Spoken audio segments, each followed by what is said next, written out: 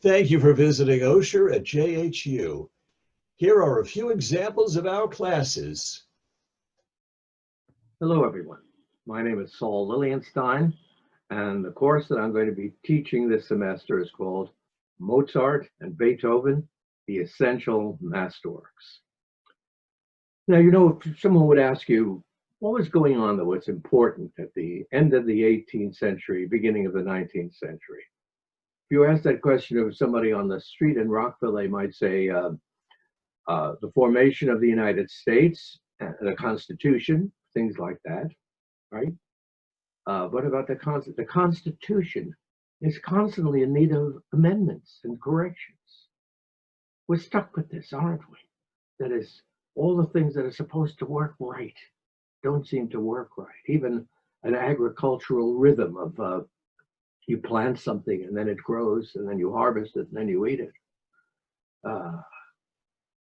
So where is there a place where the rhythms are perfect, where they are perfect? For those of you who've never taken my classes, it's not a time where people sit back and, and here comes the nice music and they're entertained by it. So the music is quite nice. I want to know what it's like to be inside of those beautiful lines. And that's what I try to study for myself and to share with other people. This course, Mozart and Beethoven, is as close as I can get to the most essential ways of discovering that. Thank you. Hi, I'm Stan Levin. This fall, I'm going to be teaching a course called The Wonderful World of William Wyler. Wyler has the distinction of having more Academy Award nominations for Best Director than anyone else. 12, in fact, more than John Ford. And even though Ford won more Oscars, the 3 that Wyler won also won Best Picture, Mrs. Miniver, Best Years of Our Lives, Ben-Hur, and that makes him unique. Nobody else has accomplished that. His career was wide and varied. Wuthering Heights, Jezebel, Roman Holiday, Funny Girl, in addition to the films that I mentioned. And perhaps because he doesn't have a signature touch like Hitchcock, that he was able to do so many different films so well. So the purpose of our course is to go through his career, look at the kind of films he made, what were the times he made them in, and reignite our interest in William Wyler. By the way, a couple of years ago, I did a course on Billy Wilder. Billy Wilder is somebody different than William Wyler. I just want to be clear about that. So I hope you're all doing well. I hope you're safe. And I look forward to seeing you in the fall. Thank you very much. Hi, I'm Nora Hamerman, and I'm giving a class this fall, which I call Masterpieces of the Northern Renaissance. And it's going to be a little different from anything that I've ever done before, in that I will concentrate on just a few very, very famous paintings and some sculptures as well. So the idea is to zero in on these famous works of art and talk not just about the artistic side of them, the poetry involved, the text, and so on, but to give as much as I can of the historical context in which they were created in the first place.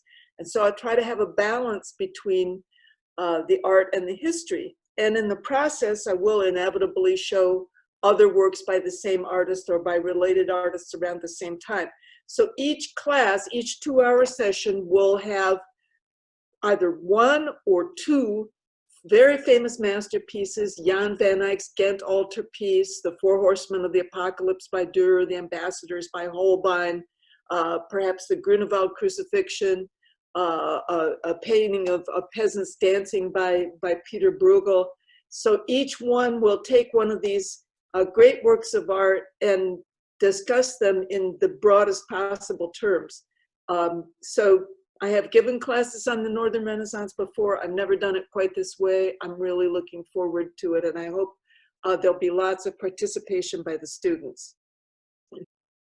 Hi, everybody. I'm Steve Friedman. I look forward to seeing you all in the fall as we get back to normal. And what we're going to do to brighten everybody's spirits is talk about the choreographers who shaped the Broadway musical, going back to Agnes de Mille and how she changed the concept of dance in Broadway musicals to ballet by creating ballet movements and wonderful storytelling in Oklahoma and Carousel, on to the evolution of Michael Kidd, the Gower Champions, the Bob Fosse's, leading us up to the Michael Bennett's and the Tommy Tunes. These are the people who assumed control of the Broadway musical by deciding that just being a choreographer was not good enough, that they actually had to assume responsibility for what the musical looked like.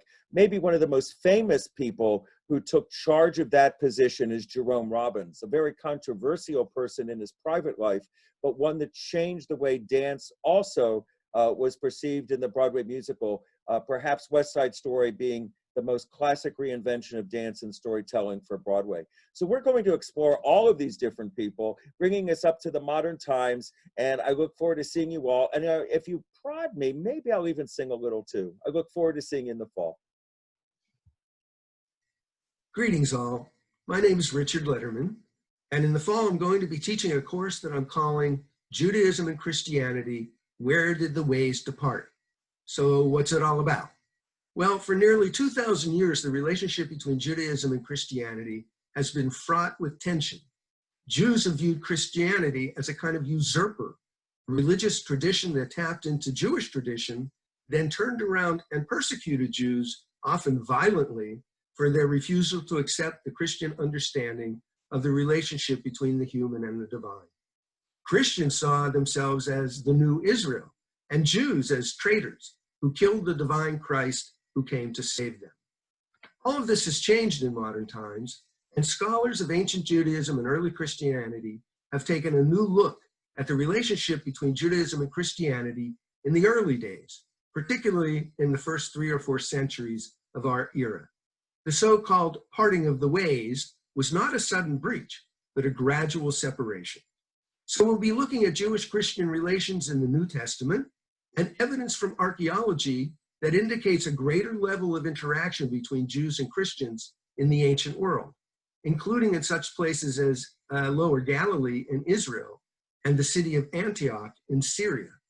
Certainly Jews and Christians parted, but it may be instructive to examine exactly why, as a way of avoiding the misconceptions of the past and to create a more congenial and mutually supportive religious environment today. I hope you'll join us. Hi, my name is George Clack. I'm really looking forward to the course I'll be teaching for Osher in the fall, an introduction to creative nonfiction. And we'll be reading and discussing 2 essays each week. And oh, by the way, this is not a writing class. The essay is also a very flexible form with great variety within the genre. Essay collections span everything from personal memoirs that read like stories to op-ed pieces meant to persuade. Finally, I love discovering new writers' fresh voices. Every year, a new edition of the Best American Essays anthology appears with 20 essays, many by young writers I've never heard of. This fall, we'll be using the latest edition, the Best American Essays 2019. This year's guest editor is Rebecca Solnit. She's a former columnist who has written 17 books on subjects like climate change, human rights, feminism, and violence against women. With Rebecca Solnit choosing the essays, the 2019 edition takes a distinct turn toward the revolutionary and political. The book's epigraph is a quote from George Orwell. What I've most wanted to do over the past 10 years is to make political writing into an art. It should be fascinating to see how much art and how much politics we'll be able to find in these essays.